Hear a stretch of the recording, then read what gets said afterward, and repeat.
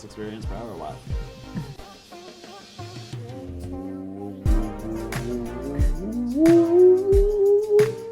What's up, Pack? We are here for another episode of the Ask the Pack Leader Show.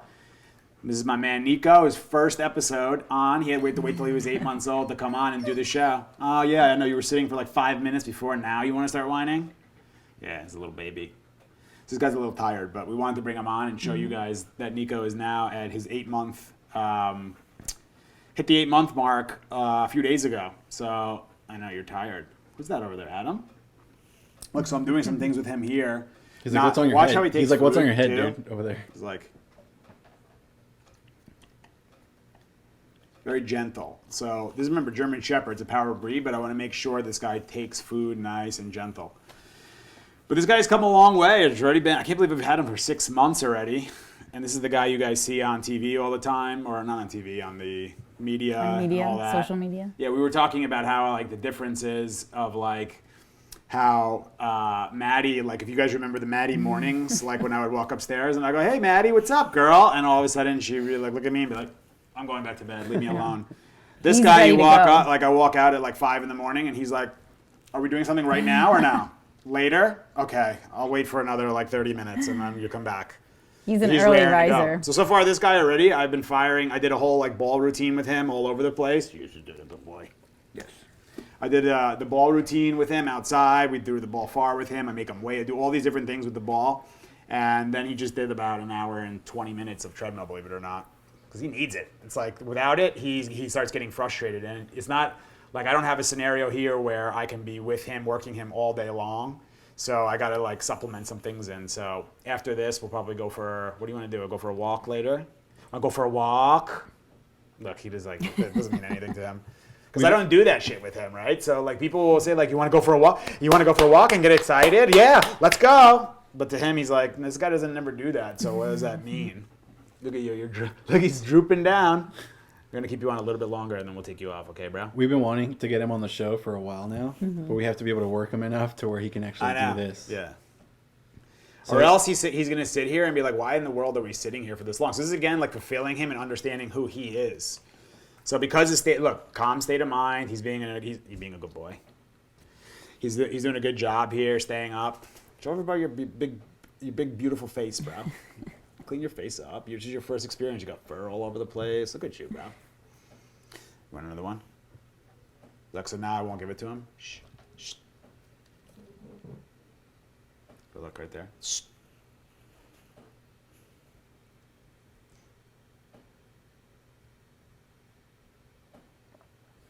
Okay. So proud of himself. Well, good morning, everybody. Yeah, what's up? So I just wanted to show you Good guys. morning, Jamie. Good morning. I was show- going to say, Yeah, Steve good morning, didn't even Jamie. do his introductions. Nah, he's getting Like, worse this, and is the worse. real, this is the real Yeah. star, no This offense. is the we real don't star. matter anymore. No, Nico's yeah. more we're important. just here doing, Real you know, stars here. we're taking up space. Yeah. And good morning, Nico. Thank you for joining us this morning. So if you, yeah, and that's the other thing too. If you guys have any questions about what I've done with Nico so far, like, and something that's, I thought you were by going the to say, way, do you have any questions for Nico? yeah. Do you have any questions? Do you have any answers for anybody? Or are you Yeah, just gonna let's sit get some here and answers say here, nothing buddy. the whole time? You're a good boy. But this is the state I want. Calm follower state right now. You can see the eyes, the mouth open, the ears are just more relaxed. When this guy gets alert, the ears are boom. Yeah. And something I've noticed, it's funny, like in the last, right around this 8-month period, it's not, listen, when I tell people this imprint period, it's not exactly on 8 months, but right around this time is, he's been way more alert to like things outside. So he's coming into now being like a young man, let's call it, right? So he's definitely giving me the alerting side of the German Shepherd and stuff, and we're controlling it. So I'll leave him up here during the show. I'm going to let him off because like I see he wants to lay down. Doing very good, buddy. And it's, again, not going too long with things, too, because it's the first time he's ever been sitting on this chair at the table, the lights on, the cameras, all this thing going on. If I go too long with this, then I'm not really shaping the behavior that I want. I want it to be a good experience for him. So we'll give him another one here. But I'll tell you, like what I've been seeing with him is a little bit more of the alerting stuff, and we're working on. We'll see if he alerts to anything during the show, and I'll explain what I'm doing with him. But I'm almost like allowing him to alert because he's a shepherd. He's going to want to alert, but I'm controlling it and not making him feel bad about it. I'm not getting angry at him. I'm not being worried. I'm not getting too excited. I'm just telling him, thank you for alerting me. That's enough now. And if he goes after that, then I'm interrupting it a little bit more. How do you feel, bro? You done with this? Are you done with this crap? Yeah, you're looking at. Look, I'm gonna show you like his. I don't know if this thing is gonna bother you or bother you guys. Just how this is his big ass moose antler that he eats and chews on. This thing usually starts like this long, and he just chows down on this thing. This is yours. I know. Speaking But look at how this thing's in my them. hands, Yeah, right? right? This thing's in my hands, and he doesn't try to just take. If he does try to take it, then I'll correct him for it. Look, but then if I want him to have it, I could say, okay. He doesn't know how to take it up Yeah, here, yeah. which is good.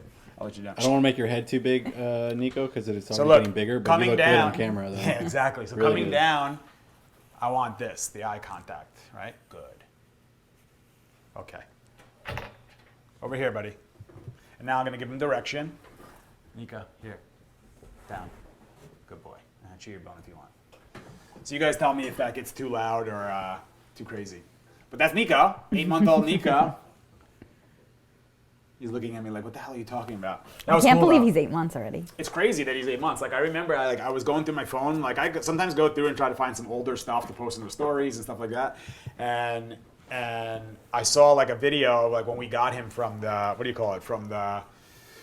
when we were at the airport with him. Oh, He's yeah. like this little fluff ball thing. Like looks like a little coyote. Like just laying in the airport. Like what is everybody doing here? Like what is the deal? Why are we doing all this? But again, it's like from the beginning, the moment when do I start training the dog? I started training with him the moment that I approached the big park where he was. Like I walked up, I had talked about this numerous times where he started walking up to me and I stayed calm, and it's hard knowing this is going to be my buddy for the next 15 years hopefully. And I just let him smell me. Use the nose first. So I told him right from the beginning, I'm going to respect you and honor you as a dog. So come smell me. I want you to smell my energy and smell the calmness in me, the confidence in me. Then he looks and see, okay, so that's what that looks like too. And then after that, then I started talking when he was in a nice calm state. So I'm related and associated to that state of mind. That's what gives me an 8-month-old shepherd. Like most people are dealing with this guy. Like how many shepherds do we get called in? Today we have a session with a German shepherd. I just saw it in the schedule. Like with I don't know how old the dog is. 2. But I went to the session, and what actually happened with that session, believe it or not, was I was in Hoboken to meet them for a session, and I said, all right, he was so charged up and pretty much out of control, and I was like, all right. I talked to them a while, got all their info and everything. I said, listen, I want to cut today short, and I want you to bring him up to the ranch because I can't do anything with this dog today. He's so pent up that like we need space to be able to bike him and work him and do stuff with him. And that was, so they're coming up today, and that's going to be a fun one. We'll definitely video that one. That's going to be your game plan for today? Yeah, exactly. Yeah. From the beginning, I told them, come drop them off and go get some food and get some coffee or whatever, and like let me work this guy a little bit because they live in like a kind of city-ish environment. And I said, what do you do with him? They don't even really walk him because he's like kind of crazy on the leash. So this guy really doesn't get to experience anything. So that means there's a ton of pent-up energy in there. So we got to deal with all that. What else? What else do we want to talk about today? Well, or should we go right to questions? We had something. New TV, by the way. New monitor, new thing. Big ass TV. You guys are going to see the podcast setup. We're going to keep upgrading it. Yeah, it's growing, right? Yeah. So like that's the thing is like, who was I talking to about this recently? I forgot who I said. My buddy Eric. He's so we were talking. He's another entrepreneur. We were talking about growth, right? And we were saying how the hardest thing as like an entrepreneur kind of thing is to have patience. So I heard somewhere, I don't even know where I heard it, but it was like extreme hustle paired with extreme patience. So extreme hustle, doing something you want, like work. That doesn't mean hustle doesn't mean like, in my opinion, running around like a crazy person. Like, what do we have to do next? And stressed and all that. It just means like, what are we doing today? Let's have a full day. Let's accomplish it. Let's have it structured. Let's complete it. And be patient with the results. Like we're starting the show, and sometimes I look on here, I'm like, there's like, especially in the beginning when we first started doing it, or when I first did it on Instagram, it was like 6 likes, and I was like, oh, okay. But that's where people give up too soon. They don't have the patience and the follow through to like let it start happening. We posted a video today that was a throwback. Yeah. So let's see how it does today. It probably has already more stuff on it than it did like in like an hour than it did Yeah. back then. But that's the growth, and that's being patient and being able to like to visualize and know that it's going to happen or it has happened already, and now being patient to allow it to happen in like the real world or whatever you want to call it.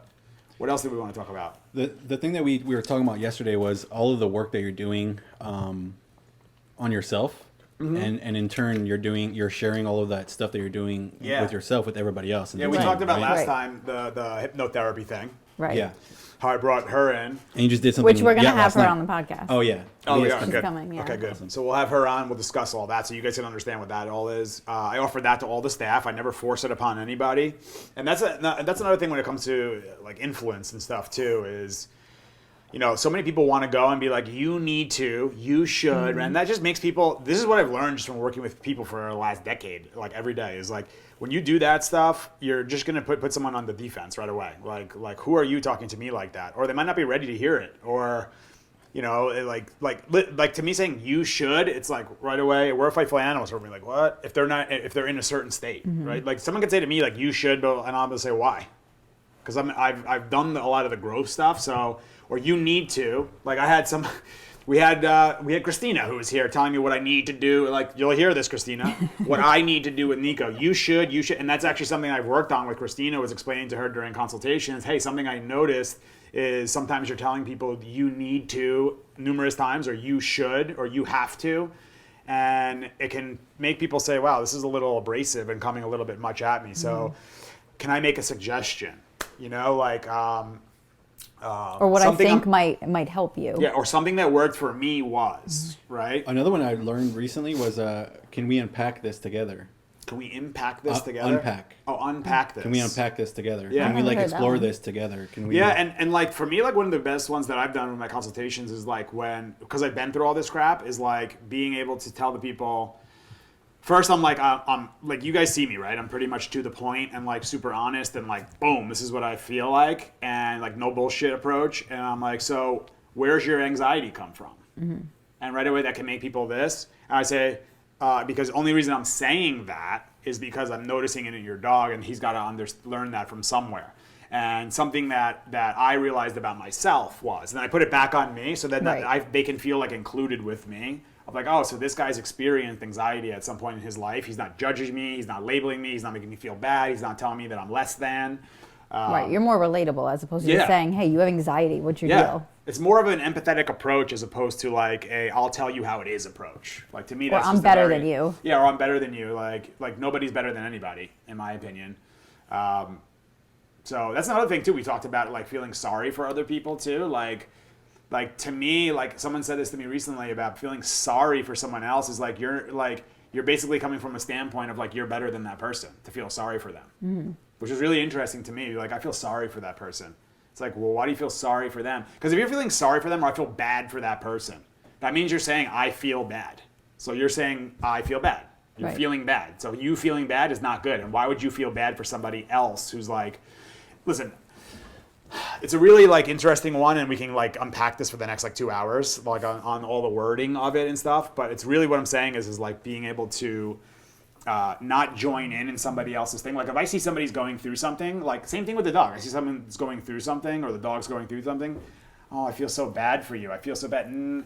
It's not really the best way to help or to influence or make that person get better or help them. To me, it's like I'm aware of that. It doesn't cause me to have this emotional reaction where I start feeling sorry and bad and I'm emotional and all this. I'm saying, oh, I see what's happening here. How can I help this person right in this moment? How Or can I dog. How can I help? That's where you learn it from. Is how can I help this dog right in this moment?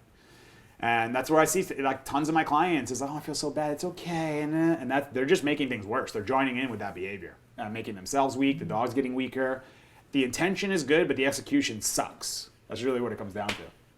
So, yeah. So one that I was doing, like one of the biggest things for me recently was doing a thing of like being aware of like I've been really looking into like how childhood influences our adult life, because look at how much we talk about how puppyhood influences a dog's adult life or adolescence and adult life. So, which is the imprint period. Yeah. So imprint, we always talk about dogs 0 to 8 months around, child 0 to 7 years around. And that's just our lifespan and how we develop. But it's so funny how we're like we're dogs where like people are becoming aware of like, oh yeah, I gotta do puppy training, I gotta do all this stuff, I gotta do like get this dog like socialized, and then they talk about like whatever happened in your childhood. It's like, oh, it was fine. I had a little problems, but it wasn't a big deal. Yeah. It's like what? Like you're way more of a complex species, a way more intelligent species, a species that lives in past, present, and future.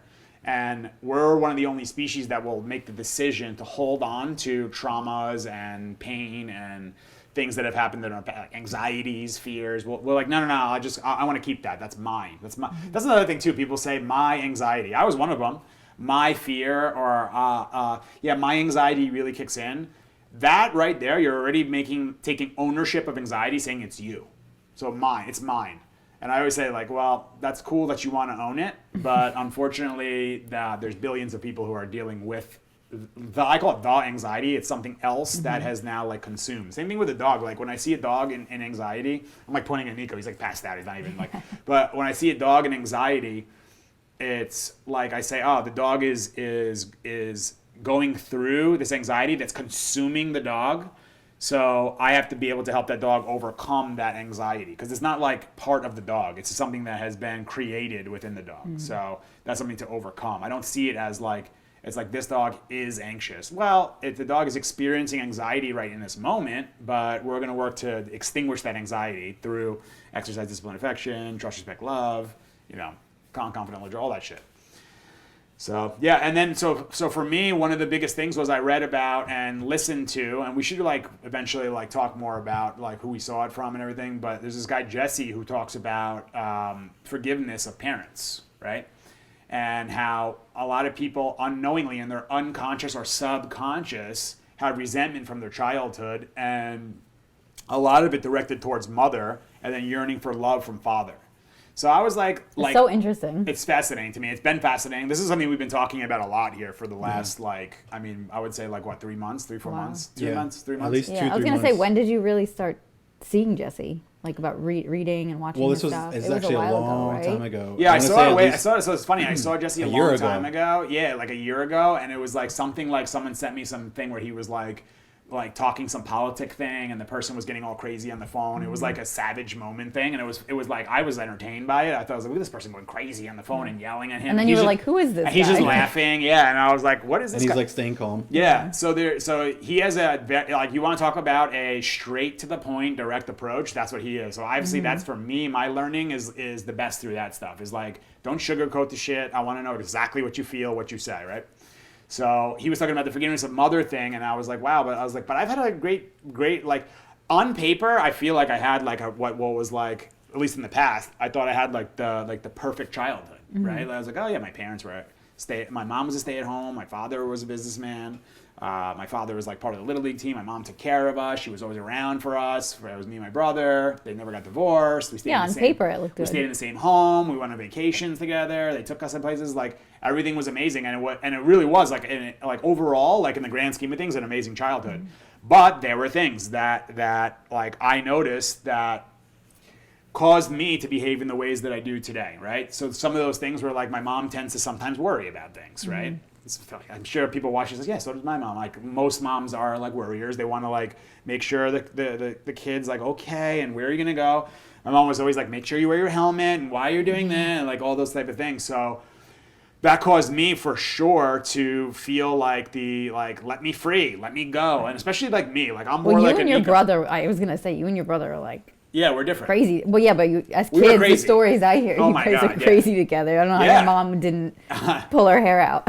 She probably did, to be honest. That's honestly like mothers with 2 boys. Yeah. That's my family too. We were crazy as hell too. So then my dad was starting business too. So he was around for sure, but it was like from 6 a.m. till like 6 p.m. basically every day, or 5 a.m. to 6 p.m. He wasn't there because he was working and creating a business. So my mom was left to deal with me and my brother, and I was like high drive German Shepherd. My brother was like medium drive German Shepherd, basically in the house, and we were competing and we were fighting and I'm going nuts. She probably couldn't wait till you guys went to school. Yeah, so part of it, like that's why I can understand like where, and then it got into the whole thing. I don't want to like get into the whole because it'll take forever to talk about it, but really what it came down to was I realized that I unknowingly had resentment towards my mom for stuff, and in my opinion, I would say like 99% of people, if not more, have this unknown, because we've talked about it with everybody in the company, and every single person in the company, when they actually look at it objectively, they say, oh yeah, I do. And the reasons can be all different. It can be like my mom like did this to me, or this happened to me, my child, or my mom was overbearing, or my mom like was super angry, or my mom was incredibly anxious, or my mom and also the relationship between mom and son too is like another big one too to me. And same for mother and daughter, because that's the same gender, right? That's like another big one. So and what I realized during this time was I built up some resentment for my mom sometimes being overbearing and like watching over us, but so overbearing, babying my brother at times. I felt like that I had resentment towards that. The worrying thing, like always worrying, which caused me in my adult life to start worrying about more things, overthinking everything, like taking a million years sometimes, Mom, you know what I'm talking about, to make like a million years to make a decision kind of thing.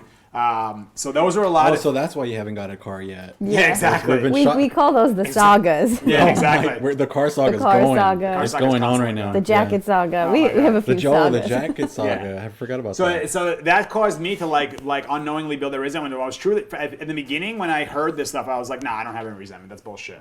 And by the way, resentment, when people hear the words resentment, sometimes it feels like a very sharp word. Like, resent my mom? How could you say something like that? But I look at it like, if you looked at it from 0 to 10, like anger being like 10 of a full rage, like I hate my mom, or resentment can be like at level 1 or 0, or 1, 2, 3, 4, and then you start getting angry, then you start getting hateful and rage or something like that. Like in that makes level. sense, actually. Good way of explaining that. Like because people say like, I don't hate my mom. It's like, yeah, I know, but typically you don't. It's just the word. Yeah, it's just resentment, right? So call it whatever you want, but just understand there's some sort of tension towards like the mother or the father, by the way, too. The other thing is too, or both. Or both. Yes, and understanding the subconscious mind. Understanding subconscious mind, which is 95% of your decision making, just so you guys know, is subconscious. So everyone's like, I know everything going on. I can control everything. Yeah, sure. It's 5% versus 95%. Let me know who you think is going to win that battle during the day, right?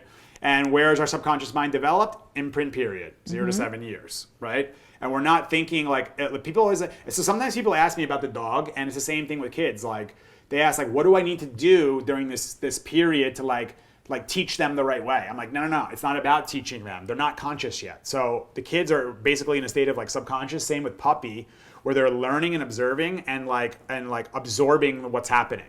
So the best things you can do as a parent or a dog parent is to stay in calm confidence, to fulfill the kids' needs, to be there for them, to educate them on things, but in how you're doing it, in my opinion, matters more than what you're actually saying to them. Right. Because kids don't really know, like why am I doing this? Why? What do kids say? Why? What do puppies do? Like, I want to try this. I want to eat this. I want to go touch this. I want to do that. Why? Why can't I touch that? But when they're figuring it out. Yeah, but it's how you are during that period. So my best advice, and then what I've learned is that when I have kids in the future, it's going to be like that. I'm going to be the calm, confident, honest, speak up when I need to, discipline the kids when need to. And by the way, discipline's another thing that people hear that word, discipline the kids. Yeah. When people hear I feel like at least, when people hear the word discipline, and this is what I've noticed, they think of like spanking the kid and grabbing them and throwing them in the room and all that. To me, that's not the right way of discipline. Same thing with a dog. Discipline is like, hey, when mom says this thing, you need to respect mom. Do you understand that? In a calm, confident way. If not, there's a consequence. It doesn't mean I'm hitting the kid or hitting the dog. No, what that means is there's a consequence for that, which means now you can't have ice cream or whatever it would be. That's another word too, consequence. Yes. Has a negative connotation to it. And you brought it up that before, a consequence could be a good thing too. Yeah. Consequence of working out is you're in shape. That's a consequence. Yes. The consequence of doing meditation is you become calmer, right? So it's good and bad consequences. So then what I did was I talked about this with the staff. I wrote a whole thing in the Slack to what I went through and how this has been an enormous thing for me. And I didn't think it was going to be that big of a thing, but now that it has, again, I'm the human test dummy for all of you guys. And I went Which we very much appreciate. Yes, and I went with my mom and I talked to her, and I've always had a really good relationship with my mom, but I realized that it was wasn't the best that it could have been, right? So we went and we had food, and I talked to her and I said, hey, I just wanted to, I've been doing, as you know, she knows that I'm nonstop with this gross stuff. And I was really observing and assessing myself, and I realized that I had some resentment towards you. And she's like, oh, for what? And I explained the things I just did about the worrying and this and that. And she's like, oh, wow, that's really interesting. And I said, I want to apologize. So first it was, I want to apologize to you for having resentment, because in my opinion, and not in my opinion, the truth is, resentment towards anybody is wrong. That's a wrong thing to do. I don't care, if somebody completely wronged you in your life, if you have anger and resentment towards them, that's wrong. I mean, that's just the way life works, in my opinion, or where the universe works. And you're hurting yourself by holding on to Yeah, because anger is... say that lives inside of you. Yeah, if you have anger... Right, if I have anger towards either of you, like that, I have anger.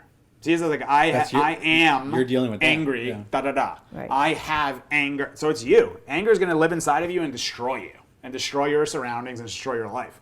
So realizing that I had that inside of me, even though it was low level, I needed to get that out. So I did that. It was a great talk about that, and she was like really thankful that I said that.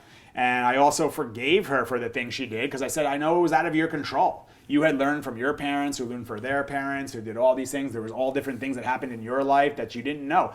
The one thing that me and Adam talked about too recently was like that I'm super grateful that there's the positive and the negative to this internet and all this, right? Mm-hmm.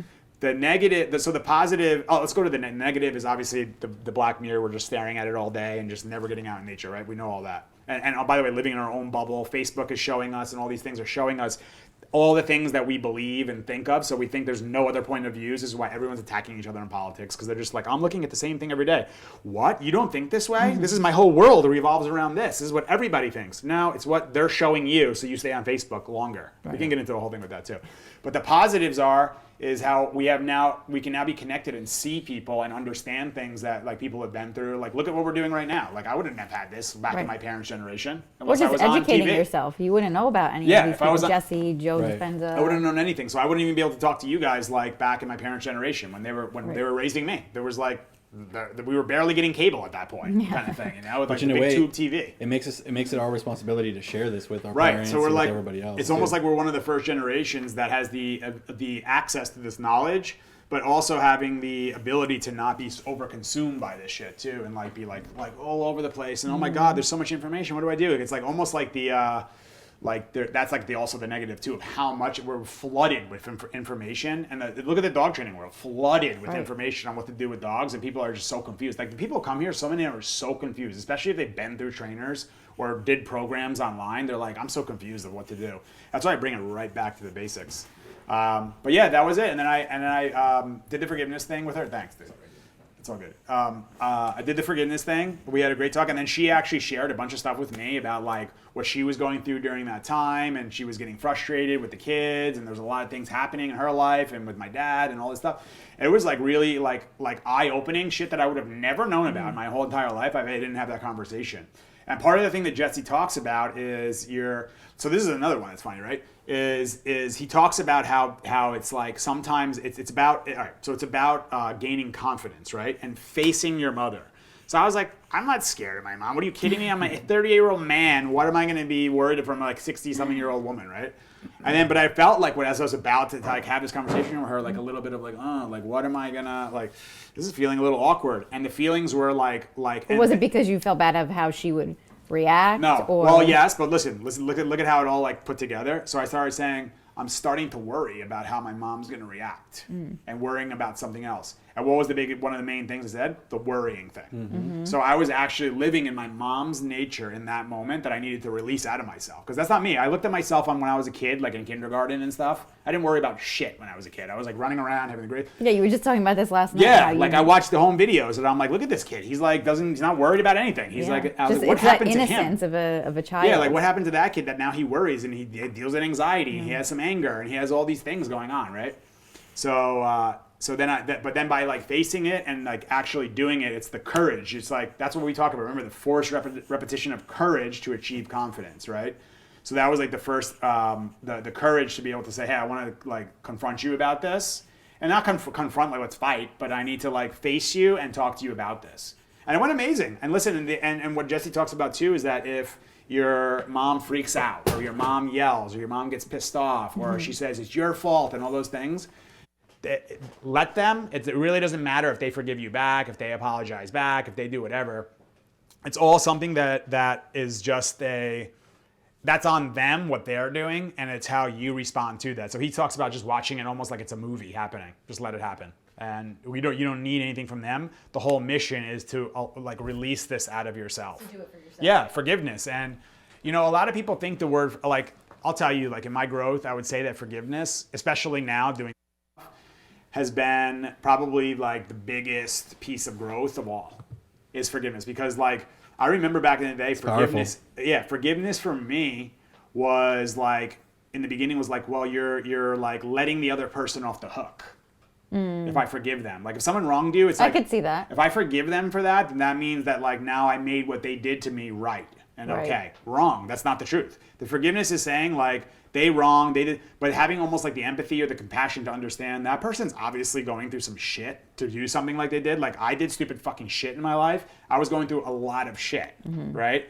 So people that have anger towards me about the things I did in the past or blah, blah, blah, that's on them. They're dealing with it. You know what I mean? And I was doing it to others saying, I'm angry at this person. I will not forgive them. I'm holding on to it, right? I'm holding on to the experience. So what you're doing at that is saying, it's like basically saying like, I'm holding on to this toxicity and putting it somewhere in my body, which in my opinion is again going to form like issues. Your immune system's not going to work. Because when you're in anger, stress, fear, anxiety, those are all in fight flight stages, right? So that means the body in fight flight is not repairing itself. The immune system's not working. It's prepared for what's the next danger. Right. So it's generalized almost. Yeah, it's not worried about. And look at all these dogs who come with anxiety and fear. A lot of them have physical issues. Yeah. They're skinny. They have diarrhea. They pant like crazy. They have like their skin issues. The fur's coming out. So psychologically, it's causing the body to become all fucked up. You know, but the medical world doesn't want to talk about this, in my opinion, because how is big pharma going to make billions and billions of dollars if like people aren't getting sick? Right. You know, that's a whole nother podcast. Yeah, that's a whole nother podcast. But that's the same thing. What I'm thinking about with the veterinary world too is like, how are they going to prescribe all this medication and stuff? If all I have to do is lead my dog, and I can create this guy pass the hell out in the middle of a podcast at 8 months old. Wow, like I can just learn how to lead him, and I can fulfill his needs, and I can feed him good food, and I can be calm around him and work on myself around him, and I can have like not all these medications. Shit, like. It's almost like the cat's out of the bag. I'm letting the cat out of the bag for all of you. I was just going to say, and it's not to get too far into the conspiracy theory thing, but they don't want you to know that. They are covering that information up so that you can continue to be on medication. Yeah, in my opinion. And listen, it's not all, right? It's not all, but most, in my opinion. Like without a doubt, medications are needed at times for people, and for dogs too, but a lot of things can be healed through the mind. Yeah, correct. Yeah, through the mind. The mind, and exercise. Like, let's say you have anxiety. Work out. Yeah. Let's see what that's going to do for your body. Yeah, because the anxiety is just energy that you need. And we're a creature, pent up energy. And we're a creature like a dog, which is a creature of habits and patterns too. So bad habits are hard to break. Like, go talk to somebody who's been smoking cigarettes or smoking weed or been drinking their face off for a long period of time, and say, hey, like maybe you should stop doing that. And they're like, yeah. Let me ask you a question. Do you want to stop smoking every day? Yes. Do you want to stop drinking every day? Yes. Why don't you? I can't do it. I don't know why. I don't have the discipline. I don't know how. I know because you have such a bad habit. But it's uncomfortable. So you've gotten to comfort zone with this habit and this thing to cope with all the traumas, in my opinion. Because there's nobody out there, in my opinion, who's smoking all these cigarettes, drinking their face off, smoking weed, fucking around with drugs and all that, who don't have traumas. Yeah. Like there's no way that's not the case. Like why else would you be stuck on some substance? Or like the prescription pills and all that. It's all a way to mask pain in the inside, as far as I'm concerned, right? So, and I'm just speaking again from my own experience because I fucked with a lot of that stuff. And that was all like, and right now I'm like, I don't need any of that shit. I really don't. I'm like, I don't need anything. Maybe some coffee in the morning when this guy keeps me up or something, but that's about it. Like, I don't need that stuff. But in the past I did. Look, in the past I didn't need it either, but it was an easy way. You told yourself you needed it. Yeah, it was like, which road do I want to go down? Do I want to like heal myself and go through all this discomfort and stop this bullshit from happening? Or do I just want to keep it and just cope with it and manage it and numb myself to it, right? And getting back to the whole thing, I think one of the biggest ones is our relationship with our mother and our relationship with our father. And enormous. I really think it's enormous, and like just to make the point too is that like I have like now I actually feel like I have an amazing relationship with my parents, like a true, actually amazing relationship because I can talk to them without feeling like I don't want to say anything or like these people are bothering me or like leave me alone or like none of that happens now. Like I'm just like. It's almost like these blocks got cleared, a weight got lifted off my shoulders, and I'm like back to being like the kid that I saw in those videos back in the day, like full of energy. When things are going on, I can speak up without like worrying about, am I going to say it with resentment? Am I going, or is there a block there? Don't say it because how are they going to feel about it or react, right? You're not worried anymore. Yeah, I'm not worried. Exactly, I'm not worried anymore. And it's like, even the feeling of like, I don't want, so this is another one, right? I don't want to hurt that person's feelings by saying this. Imagine I said to my clients and they came here, well, I'm noticing with my 100% honesty, with my 100% truth, my 100% observation and my experience, this person has anxiety. But I don't want to say anything because I don't want to hurt their feelings or hurt the ego, right? How is that helping them? I'm hurting them. I'm hurting them more by not bringing it up. And instead, by bringing it up, I'm hurting anxiety. I'm hurting the ego. I'm hurting the fear. I'm hurting the anger. Yeah, I want to hurt that shit. And I want to empower calmness, the confidence, the love, the happiness. I want to empower that shit.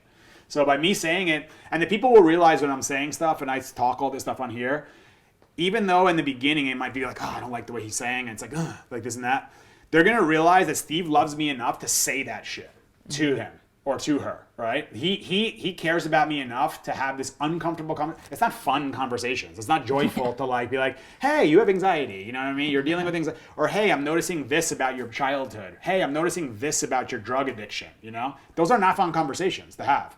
But they're, in my opinion, extremely important and extremely ones that extremely need to happen to actually help somebody. And a lot of people aren't willing to do that shit. So it's also the intention too, is like, you have drug problem, bro. What's your problem? You're like, that's when we're saying like being above somebody or below them kind of thing. I'm not above anybody with a thing. I went through that shit, you know? I went through drugs and alcohol, that crap. But it's being able to see that person and then say like, okay, they're hurting. Yeah. That's why they're doing this. So what can I do to help them? Correct. My like real thing that I've been like reflecting on was like that I needed to go through all that shit so I could help a lot of people in my life and have like this ability and to be able to help dogs and people. It's not to me like I don't consider myself a dog trainer, by the way. I consider myself someone who rehabilitates dogs, who can understand dogs, who really clearly understands their behavior and why they do things and their psychology. And then I train people on how to be with their dog. But the byproduct of that is like, shh, don't tell anybody, is that by doing all the shit of dog psychology and understanding your dog and all that, you're actually rehabilitating yourself. But it's a very indirect way because people don't want to rehabilitate themselves. I'm fine. I don't need to do anything. Well, your dog's not. The dog's 100% honest and 100. This is what I actually told Jesse. So I actually had a conversation with Jesse and I said, I said, I'm doing what you're trying to do, which is help people and save people and have them be born again and like become themselves again. But I'm not doing it through like the way you're doing it on your radio show and stuff like that. I'm doing it through a dog. And he's like, explain that to me. And I said, because look, a dog is 100% conscious animal and a dog is 100% honest. They don't lie. They don't know how to lie. Like a dog's not going to come up and say, oh, no, I feel like good about myself. And it's like with the tail's between the legs. They're nervous, you know? Yeah. Like, I said, so through the dog, I can say, look, I'm not saying this, but we have to at least notice that your dog is feeling this way. There might be something there. Because why? The human is likely going to trust their own dog is saying or feeling about them more than like me as like the guy from the show or whatever is like saying about it. So I'm like, look, it's something and then I join in with them and say, look, I've experienced these type of things. I can understand there's nothing wrong with how you're feeling, but we have to have awareness of what the situation is so we can actually move forward. And like today, like this guy, like we were saying in the morning thing, you saw, like I'm trying to go take him out. He's like, I just need to get outside. Oh my God, we're going to play ball in the morning now? This is ridiculous. We don't know. Oh my God. And he's like going through it. And I'm like at the door, just going through my breathing. It took me like 5-10 minutes to get outside this morning with him. But that's my investment to him. That's my commitment to him. And that's also my commitment to myself. Like the byproduct was I had to go breathe. When without a dog am I going to be standing at the front door like, yeah, for 5 minutes. Yeah, and just breathing and just being in the moment of working with that dog. That was a helps 5. You though for sure because you have to slow down. That's a 5 to 10 minute 5 to 10 minute experience of me in the moment with that dog. Focus on my breath. Focus on being like present right there and helping him through a scenario and building up resiliency, building up my calmness. Like so that's why this is why I'm saying the dog is like such a freaking gift to us and in the world. But yeah. We can put some links to like what he's doing. Like, listen, some people are going to be like definitely rubbed the wrong way about it. Like I saw yesterday, there was one, I like rub people the wrong way sometimes when I put like. I was going to say you do too. Yeah, no, like that. But sometimes it creates like what? That shock factor. And they're like, they actually will like look and get, like. It's a little bit more intriguing. Yeah, and someone wrote like in the Facebook, like when I put like makes no fucking sense one with the change my mind thing. So yeah. They were like, what's with the, in quote, fucking? What's like, yeah, seems passive aggressive and like they're having emotional reactions to a word. So now it's like totally different. In the past, I would have been like, well then leave my page alone. Or like, why do you care about what I'm saying? Like get all into it with these people. I just said, hey, I like totally feel you, but something you may want to like look into is why a word creates an emotional reaction with you enough to put a comment about it on Facebook. Right. And I put a heart there, and I really mean that. Like, it's like that's something that could really help you, because for me, words used to offend me. And that's something, by the way, that's my father's thing, is like certain words. He says words, if you're watching this, but he says certain words, but then like he's offended by certain words that are said. Like, it makes no sense to me, but and I keep trying to explain to him, like, he probably doesn't even like that he's saying those words. Actually. Probably. And I said to him, like, so, dude, I understand that, like, whatever you're saying with the word, but like you having an emotional reaction to a word is a vulnerability, in my opinion, because that means anyone can walk by and just say whatever word, and you're like, triggers you. What are you saying that for? And like. Dude, that's a vulnerability to me. So, and that's sometimes where I try to I go. That's who I am, right? I always talk about this. I grew up in Jersey or New York, and I played sports. I was in construction. This is like what the hell we do, is that we talk like this. Unfortunately, not everybody, not all, but a lot of people do, and a lot of my peers did, and a lot of the people around me did. So I'm not like proud that I curse at times and stuff like that, but it just comes out of me, and that's who I am. And I'm actually like working on it. I don't want to do as much cursing because I don't like enjoy that I do, but I'm also not ashamed of it, or not like being like, I'm gonna like change who I am now and like focus just on that. Like, I have too much, in my opinion, information to give, or too much like good I can do, to be so focused on words. To censor yourself. Yeah, and like I'm saying to the people, if you're focused, these words offend you, that's something to explore. Maybe in your childhood, what happened and who said things like that meant, like, maybe someone said in my father's thing, like, go to your fucking room, or something like that, or like, shut up, or something. Like, and it triggers that thing from childhood that's like, it's probably what something is like that. But a good thing to remember too for the cursing is that it could be distracting. You have really good information, and for us to get it out there the best way possible. Yeah, I don't want to distract people. We'll start to eliminate more of the cursing so that we can get that information out there without distracting. Yeah. Like if Steve is having a great talk right now, and he has like a huge booger in his face, or or something's on your face, it's like, dude, I can't listen to you. Do I have like a... You have some shit. He's trying to tell you something. Yeah, let me see your face real quick. Exactly. No, but seriously, like, it'll distract from it. It's like, hey, clean up your fucking face, and then there goes the cursing again. Clean up cursing. Shh. Quiet down with that. Clean up your face, please, and then I can listen to you. But I feel like it could distract, or it could also catch people's attention, because sometimes when you're passionate, how do you use it? If you use it too much, but if you're passionate about it, and they said people can feel that emotion coming out, and then you use it, and it kind of gets their attention. He really means that. The people who curse, they sometimes say that those are some of the most trustworthy people. By the way, there's been like studies on this. I don't know if that's the case for you. Exactly. No, but I like that you said that, because and by the way, it's the intention. Yes. Right? Yeah. People, in my opinion, people can see through some words that I slip up on and say stupid shit at times. They can see through that and realize that my intention is good, and my intention is to help, and my intention is to have people grow. Like, that's what I really want more than anything. Like, and if they can't see it, I understand it. I don't get, like, in the past, if I didn't deal with this shit, do the forgiveness and all that stuff, I would have got pissed off about it. It would have offended me. I would have taken it personally. But if someone says, that guy curses and I can't stand it and I'm not going to watch this anymore, I understand. I'm not offended. I don't take it personally. I just want to be able to help as many people as I can. You're not fully evolved yet. No. So who is? No, you never are. Yeah. So you'll probably still curse in the future, but when does the fully fully evolution happen? Doesn't, in my opinion, ever. If you're not growing, you're dying. Progress is everything. So, like, I don't want to ever fully evolve. I don't think it's ever going to be that case. But I do want to be evolving. I want to be in the moment of doing it. Yeah, always. So, because it's like that. It's like I was talking to the kid Eric about it. Like, in business, it's like, yeah, we made a great deal on this car. Like, I'm trying to get a new car, right? We made a great deal on this car. I got it, and it's like, all right. So, like, what's the next deal we have to do now? Like, making one good deal is not what it's like finishes it, or like getting a little bit more calm, or getting a little bit more confident. Like, there's no like end game is my point. And when people realize that all the juice is in the freaking progress and the growth, that's where it all is. That's where all the happiness is like living in the moment and growing. And there is, I don't have to get to this place to be happy. No, you can be happy fucking right now. Sorry for the right now, you can be.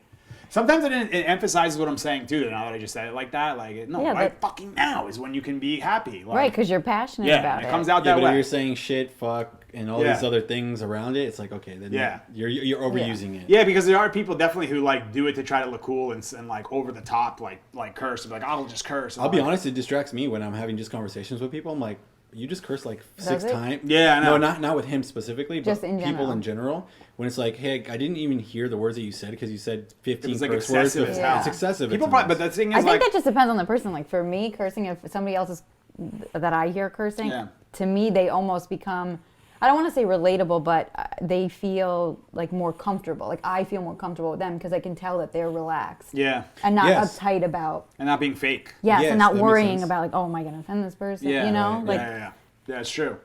We got into a whole thing on cursing there. But that's a good one. We can always make a clip on that thing too. If people say like when they talk about like, why do I curse? How do you feel about cursing? And that'll be the question there. How do you feel about cursing? Yeah, how do you feel? Like, what's your reaction to it? Yeah, I like the honesty aspect to it because I feel like that as well. I do feel like when people are comfortable enough to be able to curse in front of you, that means that they're comfortable, right? Yeah. Where it gets distracting for me, it's when they're so comfortable that it's like, dang, this is getting. Well, it might be too much. It could be too much. And that's something for you to explore too. It's like, why is that distracting me like that? Why did I not experience that in my youth? I don't know if distract would be the right word. Well, no, I curse a lot, and that's the thing. Yeah. So this is probably what it is. I curse a lot. And then when other people are cursing, that means that they're cursing, in my opinion, excessively. Because I curse so much that I'm like, no, I'm good to curse. Yeah, for it to be apparent to you, it means a lot. Yes, that means a lot. But it makes sense. So that's why, like, even for you, that distracts you. So I can understand. I have empathy for the people who get distracted by me cursing. I understand that. I don't take it personally. In the past, I would have. And that's the whole point of this is, like, going through this growth thing and doing the forgiveness thing allows you to realize, like, someone's offended by that, that's on them, to be honest, if you're offended. Like, to me, I'm trying, my goal in my life is to be offended by nothing. You could come up to me and give me the finger right in my face, and I'm like, right away thinking, what's going on with this person? Because, like, remember that the car I used to talk about? Like, I used to be the crazy guy in the car, like, someone, like, cut me off, I'm like, blood boiling, like, ready to get out of the car and, like, get into a slugfest in the middle of the fucking road. Like, who does that shit, you know? Like... But now it's like, and we live in the New York area. Trust me, like Adam's experience is now being out here and stuff. It's like people, like, oh yeah, we're the same in LA. We're just not different. Yeah, so it's like all this thing, and then and right now I look and I just like, that sucks for that person. Anyway, what was I doing? Like, I really go back to it. It has no effect on me anymore. Right. It's pretty awesome. It's like it's such a relieving way to live. You just live in a calm state. Anyway. So that was really good. That's the end of the podcast. How long has it been so far? We appreciate you guys. Yeah, we didn't even get to the 45 minutes in. All right, let's go to questions. No questions for Ask the Pack Leader. We're just going to tell you all the answers. No questions. We have no questions, but all the answers for the show. Okay, let's do some questions. Let's get these going. All right. Now we can. And by the way, like really quick, one point, because everyone loves like the 1 point. No, the 1 point is give us feedback. Did you enjoy that 45 minutes of talking all that stuff, or would you rather me go quicker into the questions and go into the dog thing? Something maybe we can do too is put some timestamps on it, like questions begin here. If people are like, I don't want to hear Steve talk all this bullshit, I want to just see what he's talking about dogs, good. Or people might say like, I love polls. Yeah. That kind of sounded wrong. Yeah, sounded a lot better in my head. Hey there. A little weird, and not the best time to talk about polls during this election shit right now. Anyway. No polls. Or people might say, like, I'm very experienced with the dog stuff. I just want to hear what he's talking about with the other thing, you know? So it's like, give people the opportunity to do that. But give me the feedback of if you like this or not. Okay, here's a question. We're doing this mid-podcast. We're kind of producing the show as we go. Yeah. Should we make this podcast just be the self-growth podcast, and then we can go into questions on the next one? Because if we throw one question in there, you know, we're figuring it out now. I think we should do questions. How many questions do we have? You have see how long. Well, I guess let's just start with the first one and let's go to like an hour. And we'll see. And by the way, that's another thing too. If the people like the hour, would you rather be 30 minutes? Would you rather 2 hours? Like, we get both, you know what I mean? You get people who sometimes say like, in my opinion, most of the people are saying I could listen to you talk forever, which is kind of awesome. I don't know how, but like it was just great. Like, I love hearing your point of view on all this stuff. I guess it's because I'm because of the intention and like. It's because you're cursing. Yeah, because I'm cursing, exactly.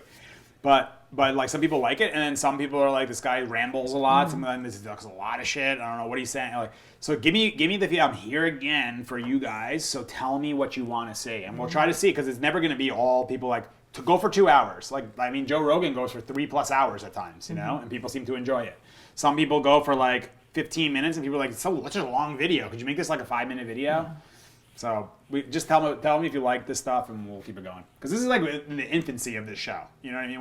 What episode is this? I don't even know. Like 9 or something? For this Ask the Pack Leader, we're actually at episode 11. 11. So we're like 11 shows in. Like, this is like nothing. I plan to do We've thousands of shows. All together, all of the podcasts together, we've probably done 20. Yeah. So it hasn't been that many. It's like, so remember, we're here for. I'm not trying to do this show for my health and like to like, oh, for Steve, like I could be doing a lot of other stuff here. I want to be able to help you guys, and I'm here for you. So tell me what you want to see. Like, you're my audience, and how can I help you guys like enjoy this thing way more? You want to see more of Nico? He's passed out. You ain't gonna see that right now.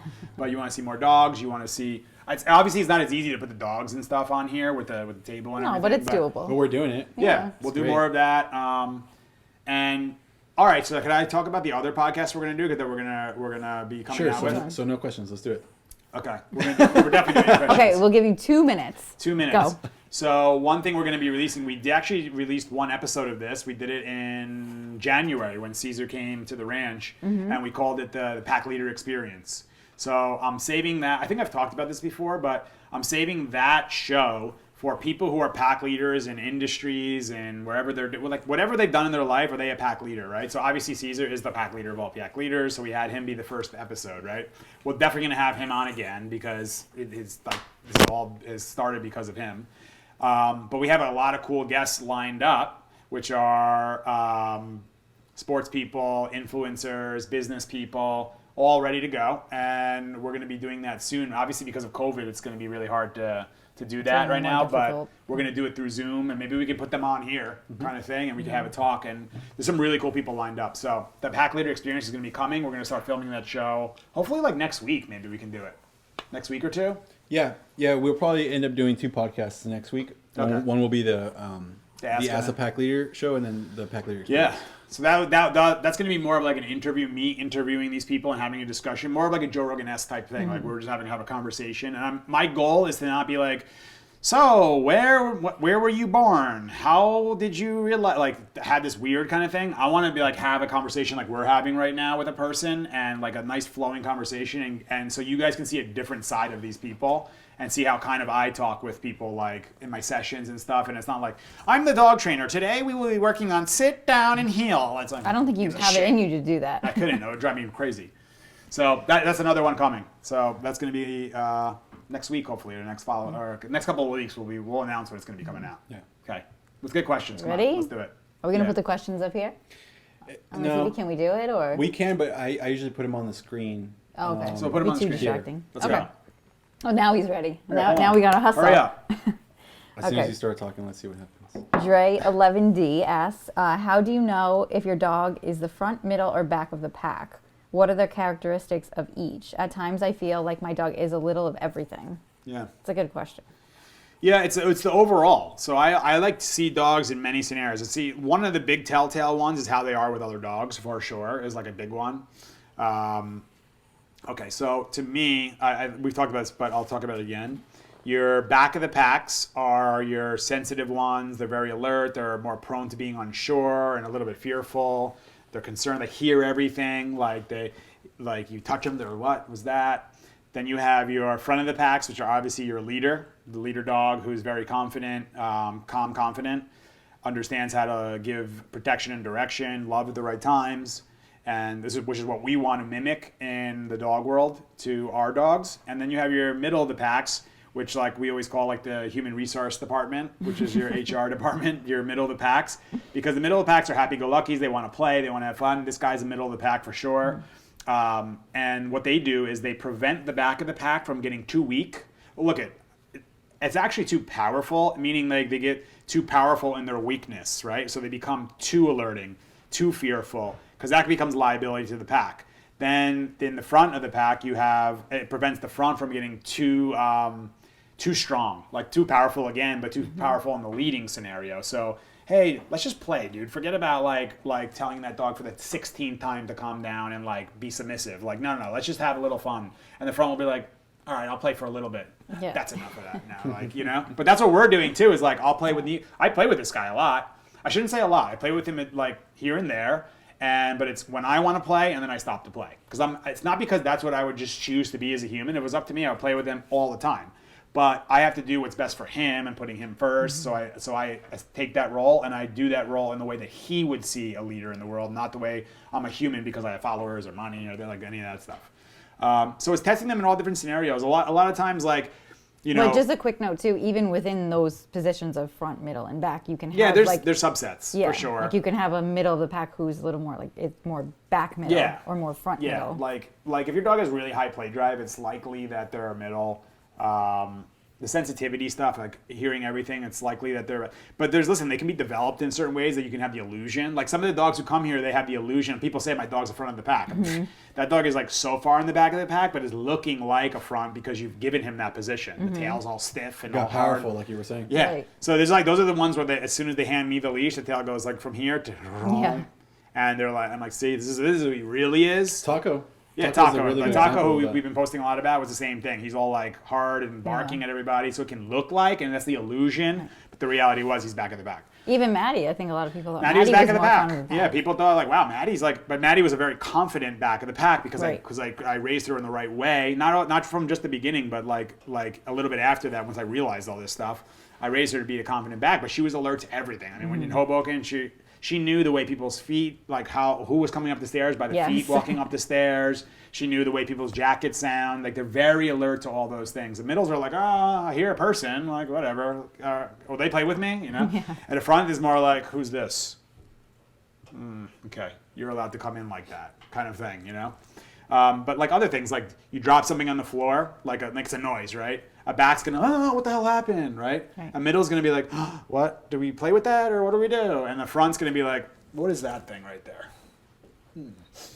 Okay, it's okay to be there. Like that's to me like the main things you'll see. The backs are, the fronts are some of the most uncommon in my opinion. I don't get many of them here. When I get a front with aggression, believe it or not, like that's some serious shit. But it's actually easier in my opinion than a back with aggression a lot of times because I don't have to deal with the fear. Because the front of the pack is bringing the fight to you. Oh, look who woke up. Yeah, I know. A front of the pack brings it to you, and a back of the pack will bring it. So look, the front, I shouldn't say it like that. The front of the pack is going to be the one that you don't have to overcome fear. You just have to get leadership with them and get them to surrender to you, right? And surrender to your leadership, you should say. A back of the pack, you can, it's like they bring the fight to you, but then you got to get that, and then you got to deal with all the fear crap that's there too, all the anxieties. There's a lot of layers to it. So it's like layers to dogs, not just mine's a front or a back. It's like there's a lot of layers to that stuff. So hopefully that made sense. But testing them in a lot of different scenarios and seeing how they are. Yeah, that's the best way to do it. Can we help you? Nico, come here. Look at this. You woke up, and now you can have a treat because you're being such a good boy.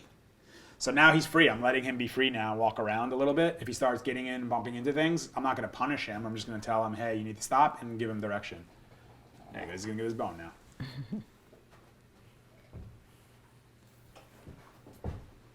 He thought about getting his bone, but he's tired, so that's awesome. Okay, next. Next question. Okay, Aaron Flansburg says, my dog is normally in his kennel during the day while the kids are at school and we're at work.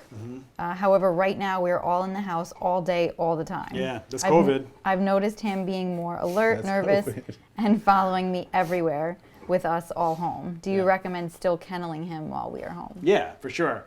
I do it with this guy all the time because like this guy's been raised in COVID basically, in the COVID environment. Yeah, it's a COVID puppy. Yeah. Luckily I still go places. Like I'm still doing sessions, I'm still going out and doing stuff like that. But again, this place is like there's people here literally 24/7. I don't know if there's ever been a time there hasn't been anybody here. It's like always somebody is here. So this guy, I'd spend a lot of time, not a lot, but I fulfill him and then I kennel him and let him go relax in his kennel.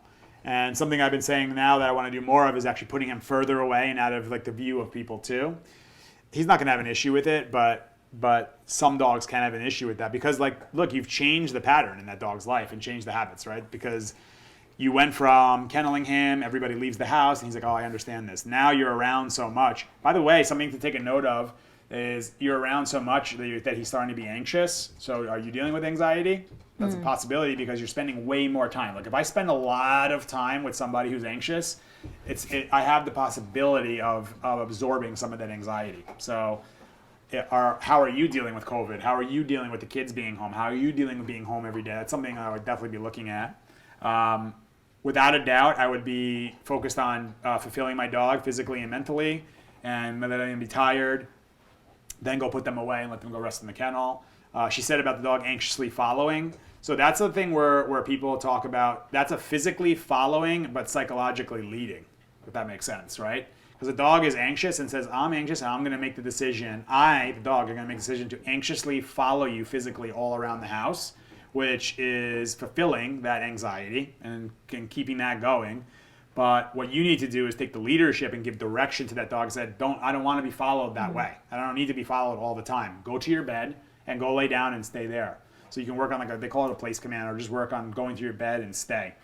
But obviously doing that after physically and psychologically fulfilling your dog. So those are definitely, so yes, absolutely, I would be kenneling the dog, for sure. I'm practicing that. But pick the right times to do it.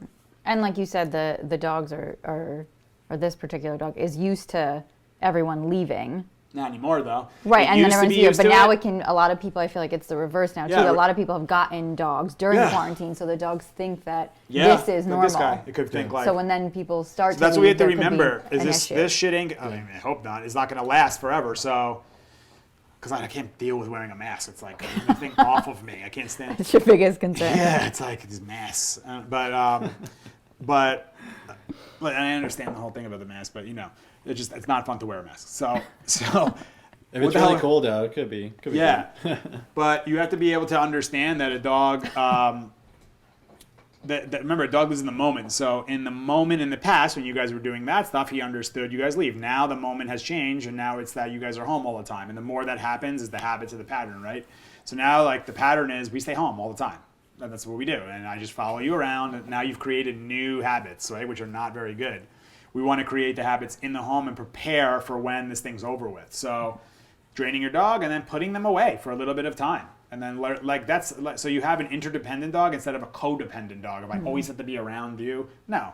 Like Nico's on his own right now. He's going in and chewing his bone. He doesn't need to be sitting next to me and staring at me. And like, I don't know how to survive in this world without being right next to you. Did you call me? Huh? Did you call me? Oh, I thought Yeah, you I was were going to say, as he comes over to you. Yeah, he's getting all like fired up. So yeah, hopefully that made sense. Let's do one more. One more? Next. Man, you got to all of them. This is great. Yeah. No. I'm trying Okay. to do them quicker. I see that. I'm impressed. Thank you. Amelie asks, how can we ensure that our first dog feels secure after taking a second dog that needs much more training? We notice that the new dog learns a lot from the old dog, who's 10 years old, but still needs a lot of individual training. There is a clear risk that the old dog does not get enough attention in the new situation. How can we make the transition easy for both dogs? Yeah, but there's a clear risk. There's a clear risk based on you. It's not like it's a risk because of the dogs. It's a risk that the dog's not getting attention because you don't give him enough attention, right? So I wouldn't be getting a dog. I would never get another dog with this guy if it meant that I would do less with him. Right. That's just why I wouldn't do that. Or I would make the time to, shh. Come over here, bro. Down. So there was, just so you guys know, the tripod's there, and he's playing with his bone and like getting all close to the tripod. I don't want him to just knock this camera over. So I just blocked it and told him, and then gave him direction, redirected him. Chew your bone over there. He's kind of close to it too. So if you guys see Jamie go wild, that's what happened right there. So yeah, I would never get a dog. That's again compatibility. So what happens is a lot of times people are like, I have a dog and I'm just gonna get another one. And I'm like, well, who's the dog that you're getting? So maybe if that means Well, that the first question I think is why? Why do you what? want another dog? Yeah, well, people like dogs and they want to get a friend for their dog and they want to have more dogs and all that stuff. They want to have their own pack and the whole thing. But if it comes at the expense of the other dog, then I wouldn't do it. And if it means that because this dog has so many issues, that means the compatibility with you and your family wasn't the best of getting a dog with a ton of issues, that it means that now you got to put your other dog on the back burner. So maybe it would have been better to, and again, I'm not trying to make you feel bad, but this is just the truth of the scenario. People need to hear this shit. Is like, maybe it would have been better to get a dog who didn't have that many issues. Or like, how old is she? How was the dog? The new dog? Yeah. It doesn't say. Okay. So I don't know how old the dog is, but maybe it would have been better to get a younger dog that's like, lower energy, middle of the pack, back of the pack kind of dog that you could just raise the right way. And also, how is your old dog? If your old dog is totally balanced, that's a good time to bring a dog in. But if your older dog is not totally balanced, I wouldn't be bringing more dogs in. Because yes, the new dog, like she said, the new dog is like learning a lot from this dog. from the older dog there. But if that dog is learning from an unbalanced dog, that's going to be a major issue. One of the biggest things that we get, I shouldn't say big, I say that a lot, but there's so many big ones, and that's a big one, is people say, yeah, I got another dog to keep my other dog occupied. Yes. It's like the worst thing you can do, in my opinion. Because that's what I was going back to, saying why. Yeah, why do you because- want the dog? Oh, so my dog has a friend. Yeah, so to so it's speak. like the dog who like has issues and like is destroying the house. It's like, oh, he must just need a friend. And then you're gonna have Right. two dogs with issues who just want to continue destroying the house, rambunctious, going crazy, they're barking at everything. Then three, then like people like do this multiple times. And My brother did it. Sorry, Mike. Yeah, exactly. People are doing it. So dogs do learn from other dogs. Of course. That's why do you think we do the pack? It's like Right. That's one of my biggest assets when I work with dogs is balance. When I work with unstable dogs is balanced dogs. Like today, that shepherd, he's got issues with dogs, so we're gonna bring him around balanced dogs today for sure. So he's got to be able to be. They're learning from their own species, from their own kind. Like yeah, they can learn from humans, but then I see these dog training schools where it's just like human and dog, and they don't use any other dogs. It's like that's not the most efficient way. It just isn't. I don't know what else to tell anybody. It's just really not the best way to do it. They have to learn. They learn from their own species. So, it's like a kid going to a group of, just learning from, I don't know, some other species or something, or going to like a school where there's all like kids who are like doing the right thing. Sorry, he just Crazy. makes me laugh. When he's like looking around, like, yeah, you see this? Yeah. I got this bone. Yeah. It's amazing.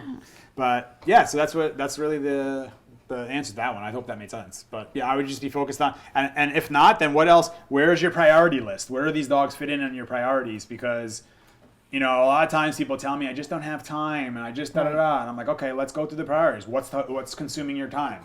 What about that 1 hour you watch Real Housewives of Orange County? Mm-hmm. Could that have been time you worked with your dog? Yeah, but okay, so don't give me the bullshit. Like, don't tell me there's not time. There is time. You're just choosing to put your dog at a lower priority. And I have to tell you guys, this is again like these not so fun conversations, but it's the truth. So I'm gonna tell you like it is, because you're gonna realize, like I said earlier, Steve cares about me enough to say that shit to me. So make the time, figure it out. Like you made the decision, and remember, the dog, like bringing a dog into your house is like getting married. I mean, it's like literally like we're together now for life. So the only difference is the dog doesn't have the choice to be like, this is the worst partner I've ever had in my life, or the worst, like, I don't want to be with this. The worst relationship. This is the worst I've been boss in. ever. Can't break up with Yeah. you either. This is the worst. Yeah, it's like giving the dog a job. Like here's your new career, and it's like there's your boss, and they're like, I hate this boss sucks. This is like the worst. I I'm gonna can't quit. get out of it. It's like, but you can't quit now. You got to live here the rest of your life and be frustrated for your whole entire lifespan. It's fucked up. That's fucked up. So, yeah, that's what I would be focused on, is making the dog your priority. And listen, if it's times you got to work on the other guy, make sure the other guy is fulfilled, however you need to do it, and then spend time with the new one. You're going to have to create more time in your day to do it, or you give the dog to somebody else who can make the time to do it and fulfill the dog, because that's being selfless, not selfish. A lot of people say, I'm not giving up my dog, because they think they're doing some like amazing act kind of thing. And I'm like, well, that's pretty selfish, because you're not changing anything about you, and you're just having that dog because you have this emotional attachment to the way you can pet this dog and feel good about this dog and the way this dog makes you feel. Mm-hmm. But you're basically a user. I mean, you're using that dog for yourself and not fulfilling it. So it's like pretty messed up, in my opinion, when people do that. And going back to my brother, that's what happened with him. He had a dog rescued. He's a user? Oh, your sister doesn't talk very nicely about you. Oh, man. He got a second dog, and then he realized that, the Yeah. relationship wasn't the best, and he ended up giving one dog. My sister took him, and now both dogs are doing More fulfilled. amazing. Yeah. That's how.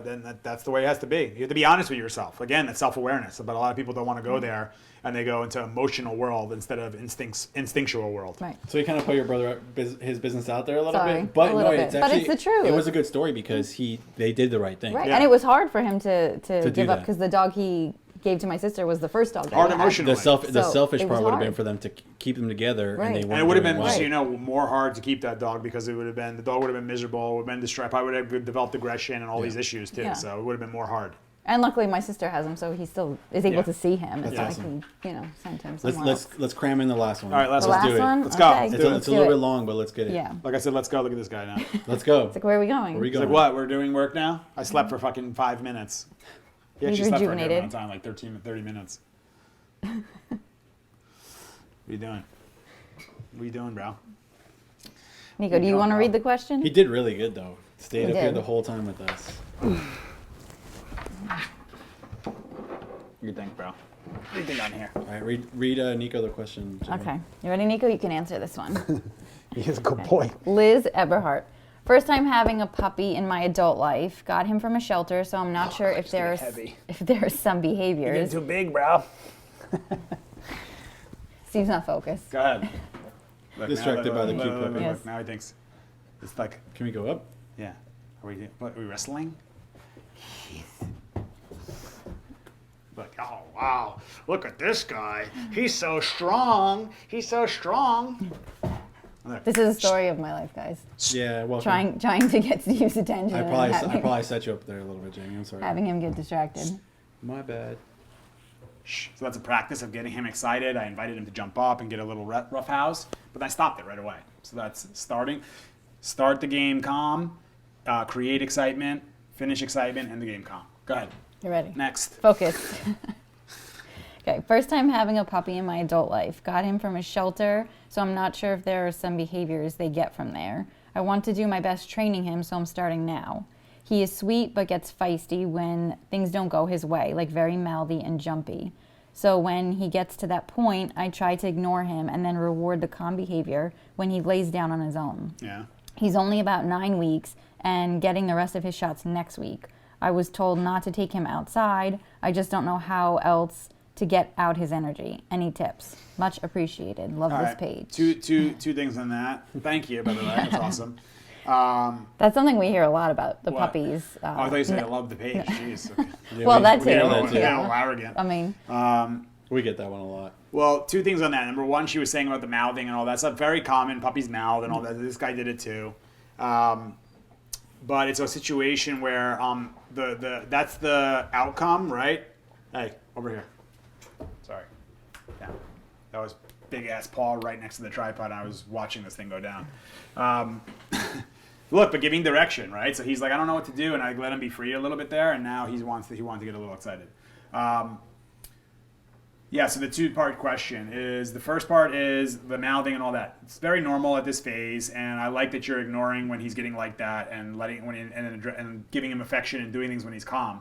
But I would also be saying, how much affection are you giving this dog? Because I see it all the time that people like say, I'm doing the leader thing and I'm da da da, and then like they're like, I'm like, I know, and then they're like, okay, and they like 5 minutes later they're like petting the hell out of the dog. So how much affection are you giving that dog? And be honest with yourself, because if you're giving a lot, like when this guy was a puppy, I didn't give that much. And affection is not only just petting, you know what I mean? It's like going and fulfilling him, going and challenging the dog. To me, that's giving I'm sharing affection with my dog, or giving him what they want, right?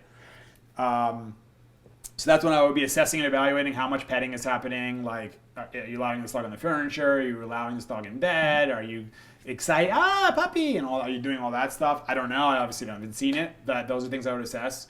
I like that you're ignoring it, though, ignoring that stuff, or Right. just stopping the game, or stopping the petting, or stopping any of that stuff when they start being mouthy. And then on the flip side of that is, are you doing enough on the structure with the rules, boundaries, limitations? Are you doing enough physical exercise with the dog?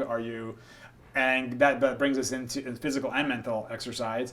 That brings us into the super common one of the vets recommending don't bring your dog out to like whatever weeks, till they get all their 4 all their months or shots. whatever it is. To me, that's like, I understand it, and like I understand where they're coming from. Of like the dog could get sick, and it's a very vulnerable time physically for the dog. But I think there's a way that vets because the vets are focused on the physical. I'm really focused on the mental and the physical.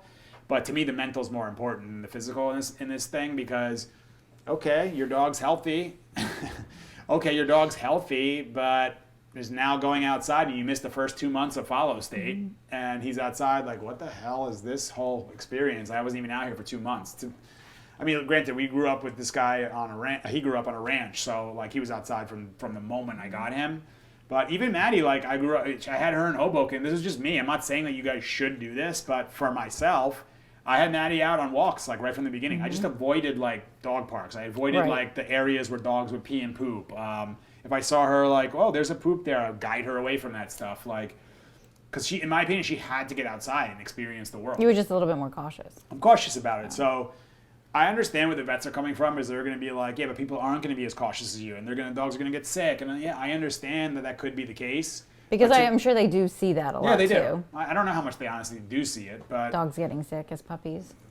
like getting like, but the big fear is the parvo thing. So yeah, it can happen, but dogs either like a lot of times do come with parvo from these like shitty breeders and like all these fucked up rescue groups and all this thing. Like, I'm not saying all rescue groups are amazing, but like the shitty ones, right?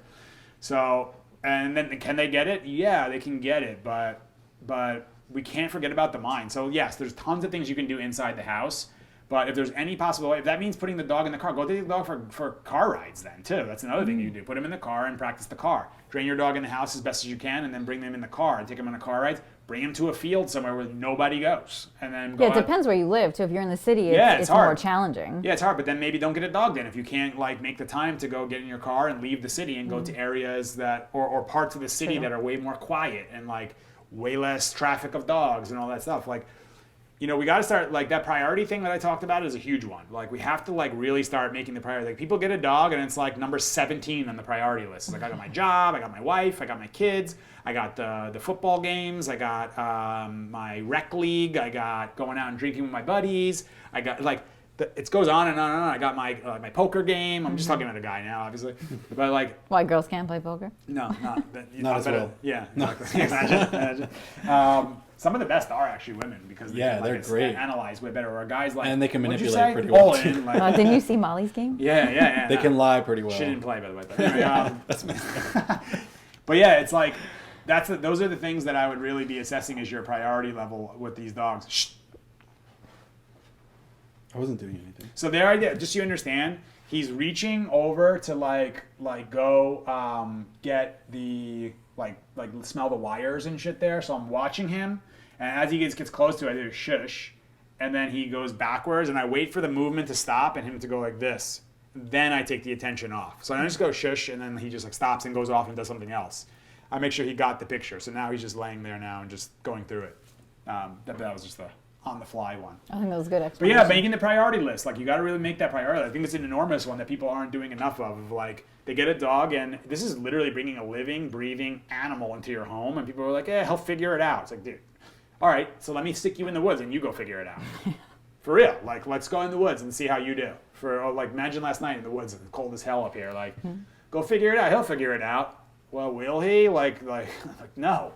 So, yeah, that's the one that I think that it's really important that people... Well, he will figure it out. If he's in the natural... They will figure it out. In his natural environment, though. They'll have to. They have to, but they're not going to do it very well. No, but in our human environment, he won't figure it out. Yeah, but... There's like a little bit of a... No, I was saying if for a human, you go in the woods and go figure it out. Like, yes, will a human eventually figure it out? Maybe. Or they might die. Or they might get killed. Or they might get that got injured. taken away from us, like our instinctual side. Or wouldn't it be nice to have somebody who, like when I went out into the wild, showed me how to do it?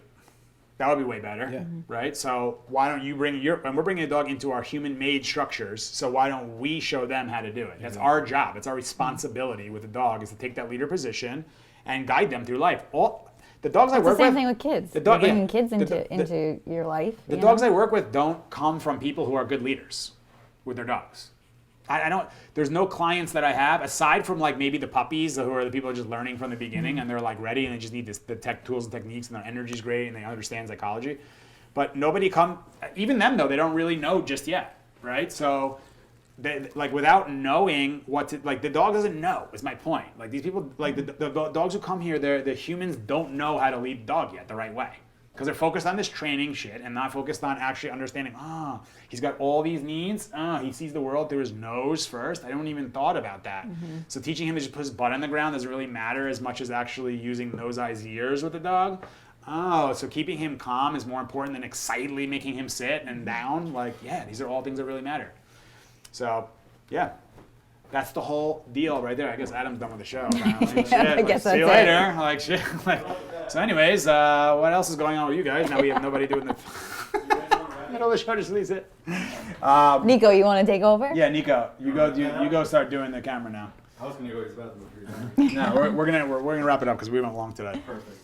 Well, you tell us, guys, if it was See, this long. is what happens when you have too much time in your day. So then I come back and then you're like, Cole, let me talk for another 25 minutes. Yeah. So anyways, next question. Yeah, let us know if this is too long or too short. Again, put it in the comments. An hour 20.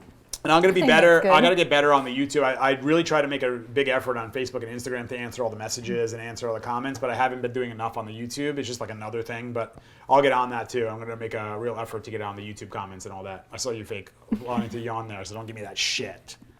You caught me. Were you? She goes. She goes. I was like trying to hold it Like in. I'm not yawning on the show. That's what. Oh my god! I thought you were saying it Caught her. like she was like fucking with you, but she was actually for real yawning. Hi, buddy. No, we didn't catch it on camera. You did a good job hiding Thanks. it. Oh, boy. it's not on No, camera? he called you out, though. Perfect. He Thanks, called Steve. you No out, one though. would have seen it. Yeah, I know. All right, guys. Right now. Thank you so much. Hold on, let's show Nico one more time. We appreciate you.